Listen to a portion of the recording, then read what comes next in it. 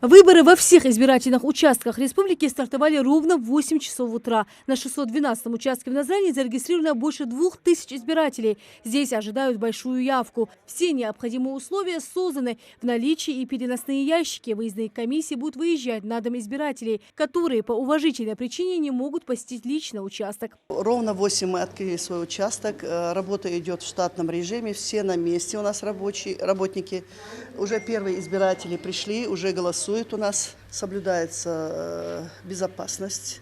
Есть, по мере поступления заявления мы будем выезжать на дом, обслуживать будет комиссия наша, члены комиссии. У нас уже 3 дня под охраной наш участок.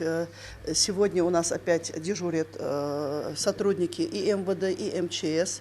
Безопасность соблюдается. Фатима Мархиева пришла голосовать на участок первой. Девушка уверена, каждый должен проявить свою гражданскую инициативу. Я пришла голосовать, так как считаю то, что жители не должны оставаться равнодушными к судьбе своего города.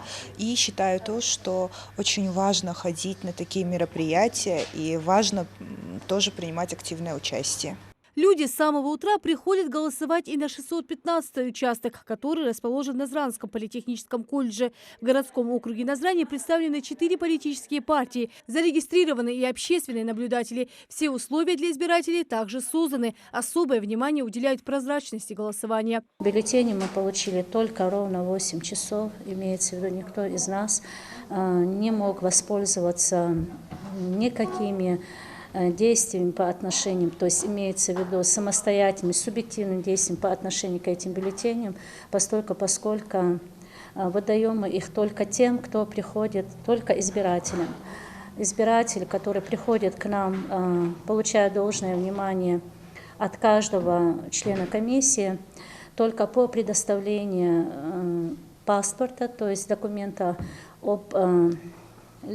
удостоверяющий личность, мы можем предоставить ему право проголосовать. В целом по городу Назрань сегодня открыты 22 избирательных участка. Участки у нас оснащены на 100%. Все готовы. Открылись все участки в 8 часов утра. И уже можете вы сами наблюдать, что идет уже процесс голосования. Проголосовать жители республики могут до 8 часов вечера. Все участки ждут граждан, которые хотят сделать свой выбор. Лина Сычева, Джамалил Сутыгов, Новости 24.